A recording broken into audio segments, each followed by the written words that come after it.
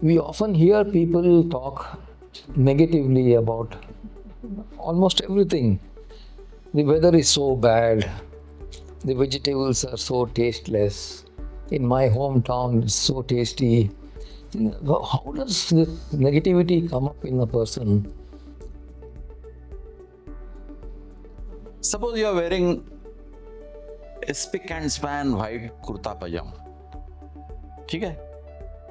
नया फ्रेश लॉन्डर्ड कुर्ता पैजामा आप पहने हो और आप आज के मौसम में, बरसात का जो मौसम है, मुंबई का जो शहर है, with lot of potholes and puddles, and you walk on the road, what are the chances that your kurta pajama will remain spotlessly clean? Okay. So A, your shoes or slippers will sprinkle some spots on the back of your pajama. Yes, yes. Maybe a car going at speed in a ditch will spray some muddy water on your kurta. Correct. So by the time you return home, the environment has affected the spotlessly clean kurta pajama. Yes, no? Yes. The same thing is happening with our lives. We are today in an environment which is spraying negativity all over. So it is but natural for individuals to pick up the negativity, and whatever you pick up is what you will give out. If I have gone to the stores and picked up glucose biscuits, can I give Monaco biscuits? No. I have collected glucose, so I will give out glucose. So whatever you collect in life is what you will give out in life. So when you are saying why are people giving out negative, is because they are picking up negative. So it means everywhere today we find negativism, including in the newspapers. You read about murders, about rapes, about crime. Everywhere only negative, reports. So that's how the society has become. It sells. Whatever sells will be supplied. Yes. Negativity is in demand. If I have a news channel which is spouting wisdom, which is spouting shlokas and mantras, Yes. what is the viewership? And if I have a channel which is saying jhagda, panelists are there and one fellow is arguing with the other person, third fellow is shouting at the top of his voice, what is the viewership there? So what do people want? People want this. You have a good channel and you will get viewership around 400, 500, 600.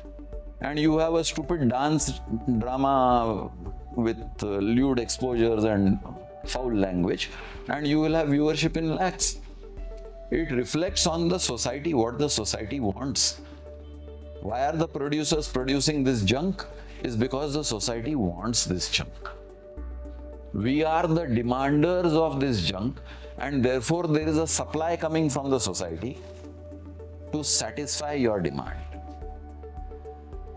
So it means this negativism is not an inborn thing, it's a cultivated thing.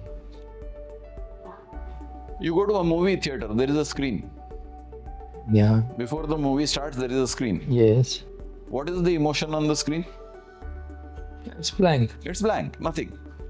Now there is a romantic movie being shown on the screen. Now what is the emotion on the screen? Romance. Romance. Now there is a violent movie going on, depicted on the screen. What is the screen saying? Violence. Yes. So your mind is like that screen. Whatever is getting projected on your mind will get reflected in the society.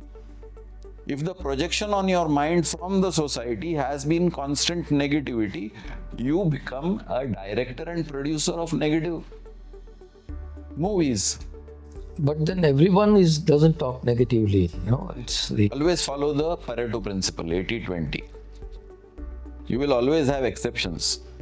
If 80% are throwing negativity in the society, you will term that society largely negative. 20% may be good. Okay, they are minorities, inconsequential. If you take a vote, the 80% will be sitting in the governance, 20% will have no voice. So if the governance is of negative individuals, you will have negative governance. So then we also find that such people, they don't have any joy, any cheerfulness in their lives. No Now, gratitude. separate subject, because now you are saying, I want to be the Messiah for these 80 people. Then you have to cultivate that power. But let me give you a bad news. Jesus arrived, Buddha arrived, Mahavir arrived, Sant Tukaram arrived, Ramdas Swami arrived, who was the guru of Shivaji Maharaj. The world has not changed. Despite these people traveling on earth at different points of time in life, and I named just a few, many people have traveled all over the world in different countries at different points of time, philosophers, thinkers, spiritually evolved souls. Has the common man changed? The common man has remained like that. So if you take up this objective of trying to change the common man from negativity to positivity, you are in for a surprise. Unless the individual himself wants to adopt something, you and I can't do anything. Let us be clear on that. Now, does it mean as a corollary that we should not do anything? No. We should keep doing what we think is for the benefit of the society. How much it will contribute, don't have lofty expectations. Then borrow from Jesus Christ and say, forgive them, O Lord, because they know not what they are doing. And have solace. If Jesus could say it, then even you should say it. So how does this negativity impact a person mentally, physically? You're already seeing the impact. You're seeing proliferation of hospitals. You're seeing exponential increase in the kind of medicines that have come. You're seeing the increase in pharmacies. What is this a sign of? This is a sign of increasing ill health in the society, the country, the world. Now, why is this happening? Because we have become negative individuals at all levels. Our sleeping habits, our eating habits, our drinking habits, our thinking habits, our breathing habits. We talk about life and breath. Breath is an important subject in life. Nobody pays attention to breathing. See the amount of lung diseases people have today. The asthmas, the COPDs, the fibrosis, the ILDs. What is this indicative of? Somebody will say it is pollution. But in the same pollution, people are there with healthy lungs. Yes. Living in the same city. So pollution is not the answer. The whole subject of physical disease has a backdrop of mental disease. We commonly say in our course, psychosomatic. Many of the physical ailments have their roots in a disturbed mind. So if you are negative, it is going to reflect in you as an individual, and if you are an individual who is part of a community, it will reflect in that community. You look at the dissonance you see in a family today. Husband is looking east, wife is looking west, son is looking north, daughter is looking south. So there is no convergence of thought processes even in a family. Expand it a little bit to the housing colony in which they live. Attend one AGM and you will see that 35 members of the housing society are not in resonance with each other. Go to the corporator level at the municipal elections and you will see so many people yelling for blood of the opposition. Who is suffering in the process? The entire community is suffering. The infrastructure is poor, the maintenance is poor, the services are lackadaisical, there is no response to complaints. These are the things you are seeing in society today. And why is this happening? Because I as an individual I have cultivated myself as a negative person.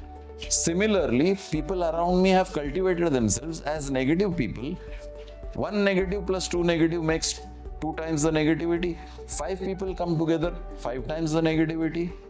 1.4 billion people come together makes a negative country.